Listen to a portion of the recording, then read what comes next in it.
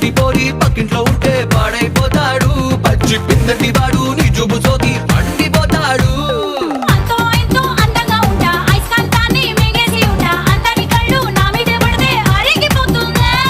అక్కడ ఇక్కడ ఎవరికంట ఎక్కువ నువ్వు చెప్పవే గుంట. నీకంత సీను సినిమా లేదు తెలుసుకోమన్నా.